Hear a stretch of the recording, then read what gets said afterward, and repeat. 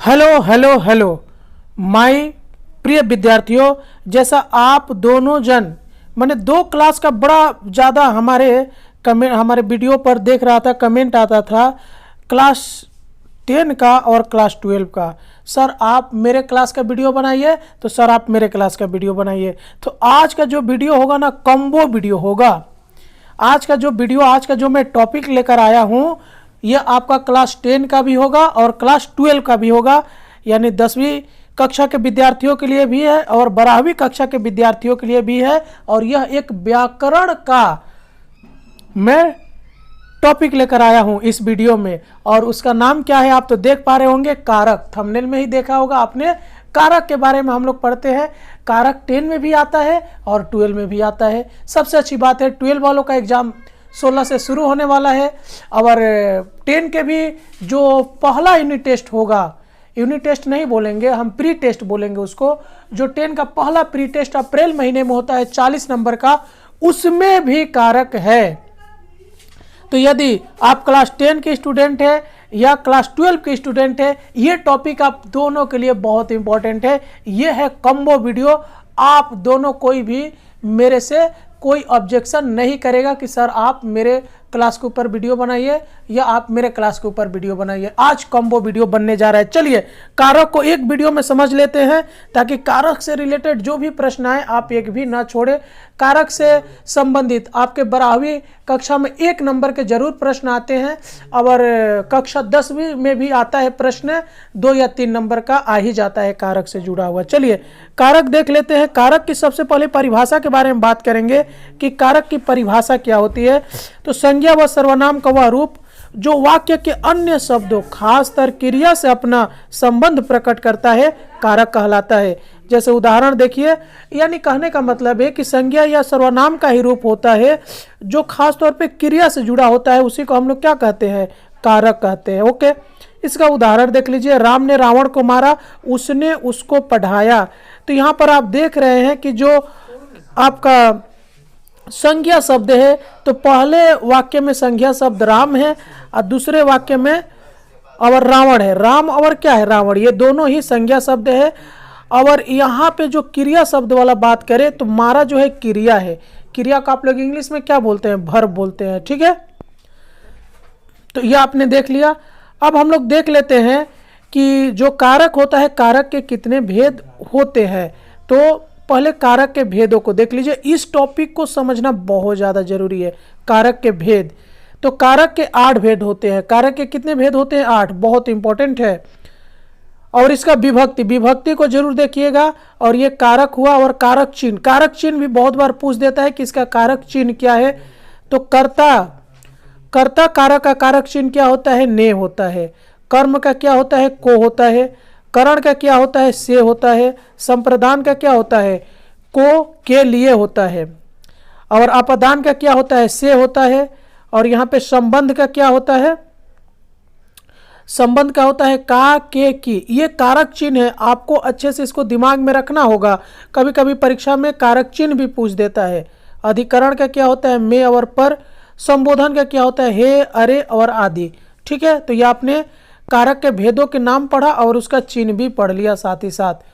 और यहाँ पे ये जो आपका लाइनिंग दिया हुआ है, यहाँ पे जो लाइन दिया हुआ है, इसको समझना बहुत ज़्यादा जरूरी है। यहाँ इस बात का ख्याल रखें, कारकों के साथ क्रमशः गणना वाले शब्द प्रथमा, द्वितीय आदि ही विभक्ति है, लेकिन सामान्य भाषा में कारक चिन्हों को ही विभक्ति के रूप में प्रयुक्त किया जाता है। कभी कभी क्या बोलता है कि कारक की विभक्ति लिखिए, तो हम लोग सामान्य रूप से जो कारक चिन्ह होते हैं उसी को विभक्ति के रूप में लेते हैं। ठीक है, लिखते हैं आंसर में। अब चलिए कारक अर्थ एवं प्रयोग। सबसे पहले देखिए कर्ता कारक। देखिए बहुत ही आसान भाषा में समझिए, जो काम को करता है उसे ही कर्ता कारक कहते हैं। जैसे यहाँ पर अगर उदाहरण में देखेंगे, आपको यहाँ से यहाँ तक लिखना है, कर्ता कारक हेडिंग देना है, जो काम को करता है उसे ही कर्ता कारक कहते हैं, बस इतना लिखना है। उसके बाद इसका अगर चिन्ह की बात करें, इसका चिन्ह, ये भी लाइन लिखना बहुत ज़्यादा जरूरी है, ने होता है। ठीक है, और उसके बाद उदाहरण लिखिए, मोहन खाता है। ठीक है, मोहन ने खाया।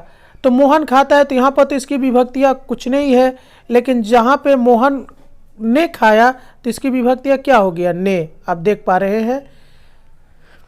ओके, 2 नंबर को देख लेते हैं, कर्म कारक। कर्म कारक क्या हो गया कि कर्ता द्वारा संपादित क्रिया का प्रभाव जिस व्यक्ति या वस्तु के ऊपर पड़ता है उसी को हम लोग कर्म कारक कहते हैं। यानी कर्ता जब काम करता है और उसका प्रभाव जिसके ऊपर पड़ता है उसी को हम लोग कर्म कारक कहते हैं। जैसे सोहन आम खाता है, तो देखिए सोहन यहाँ पर क्या हो गया, कर्ता कारक हो गया। और ये काम क्या कर रहा है, खाने का, और इसका प्रभाव किसके ऊपर पड़ रहा है, इसका प्रभाव पड़ रहा है आम के ऊपर। खाने का प्रभाव किसके ऊपर पड़ रहा है, आम के ऊपर। तो यहाँ पे जो आम है वो क्या हो गया, कर्म कारक हो गया। उसके बाद जो दूसरा आपका उदाहरण दिया हुआ था, सोहन मोहन को पीटता है, तो यहाँ पे सोहन क्या हो गया, कर्ता कारक, और इसका क्रिया क्या हो गया, पीटना। और किसको पीट रहा है ये, तो ये पीट रहा है आपका मोहन को, तो मोहन हो गया कर्म कारक। तो आपने कर्म कारक भी समझ लिया होगा। अब आ जाते हैं करण कारक के ऊपर। तो जो वस्तु क्रिया के संपादन में साधन का काम करे उसे करण कारक कहते हैं। यानी कहने का मतलब है कि जब कर्ता किसी काम को किसी की सहायता से करता है, काम करता है लेकिन किसी की सहायता लेकर करता है, उसी को हम लोग करण कारक कहते हैं। जैसे देखिए यहाँ पर उदाहरण से आप पूरी तरह से क्लियर हो जाइएगा कि मैं कलम से लिखता हूं, तो यहाँ पर कर्ता कारक क्या हो गया, मैं, और काम क्या कर रहा है, लिखने का, लेकिन किससे वो लिख रहा है, कलम से। तो ये जो कलम से शब्द है यही हो गया करण कारक। ओके, और उसके बाद देखिए एक और उदाहरण दिया हुआ है कि उसने क्या दिया हुआ है, ये देखिए, उसकी अंगुली चाकू द्वारा कट गई। ओके, तो यहाँ पर उसकी क्या हो गया, कर्ता कारक। और कट गई, कट गई यानी ये क्या हो गया, क्रिया। किस चीज से कटी है, चाकू द्वारा। तो यही जो चाकू हुआ है साधन का काम किया है, इसी को बोलते हैं, बोलेंगे हम लोग करण कारक। अब आ जाते हैं संप्रदान कारक के ऊपर। किसके ऊपर आ जाते हैं, संप्रदान कारक। तो जिसके लिए कोई क्रिया की जाए उसे संप्रदान कारक कहते हैं। यानी कहने का मतलब है, अगर इसको बोलचाल की भाषा में बोले, जब कर्ता कोई काम किसी दूसरे के लिए कर जाता है उसी को हम लोग संप्रदान, माने दान देने वाली बात है, किसी और के लिए काम करने की बात है, इसी को हम लोग संप्रदान कारक कहते हैं।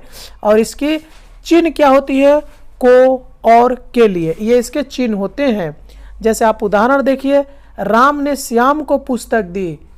राम ने तो काम किया है लेकिन किसके लिए, श्याम के लिए। ठीक है, राम ने श्याम के लिए पुस्तक खरीदी, यानी पुस्तक खरीदी है किसके लिए, श्याम के लिए। तो यहाँ पे श्याम क्या हो गया, संप्रदान कारक हो गया। उसके बाद देख लीजिए यहाँ पे अपदान कारक। तो अपदान कारक क्या होता है कि जब क्रिया संपादित होती है, यानी जब क्रिया घटित होती है तो कोई वस्तु क्या हो जाता है, अलग हो जाता है। ठीक है, उसी को हम लोग अपदान कारक कहते हैं। जैसे आप उदाहरण से अच्छे से समझ पाइएगा, जैसे पेड़ से पत्ते गिरते हैं, तो यहाँ पे पेड़ जो हो गया ये कर्म हो गया, आपका कर्ता हो गया, गिरना आपका क्रिया हो गया। और जो पत्ते हुए यही क्या हो गया, अलगाव, माने अलग हो जा रहे हैं पेड़ से, तो इन्हीं को हम लोग बोलेंगे अपदान कारक। छात्र कमरे से बाहर गया, माने पहले छात्र कहाँ था, कमरे में था। ठीक है, और कमरे से कहाँ चला गया, बाहर चला गया, अलग हो गया कमरे से, तो इसको हम लोग क्या बोलेंगे, अपदान कारक बोलेंगे।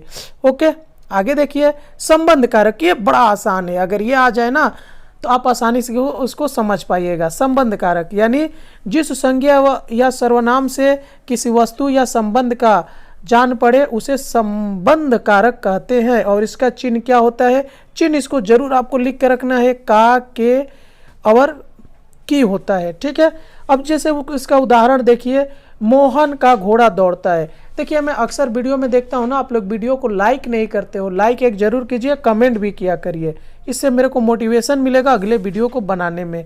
मोहन का घोड़ा दौड़ता है, तो यहाँ पे मोहन जो हो गया कर्ता हो गया, और दौड़ना आपका क्रिया हो गया। और मोहन माने घोड़ा जो शब्द है, का घोड़ा, देखिए का शब्द से ये क्या हो रहा है, लिंकअप हो रहा है, जुट रहा है, तो घोड़ा हो गया आपका संबंध कारक।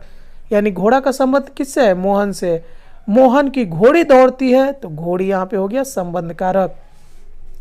अधिकरण कारक, तो जिस क्रिया के आधार का ज्ञान प्राप्त हो उसे हम लोग अधिकरण कारक कहते हैं। और इसको किससे इसका चिन्ह होता है, में और पर, ये अधिकरण होता है। जैसे शिक्षक वर्ग में पढ़ा रहे हैं तो शिक्षक कहाँ पढ़ा रहे हैं, वर्ग में पढ़ा रहे हैं, तो ये अधिकरण हो गया।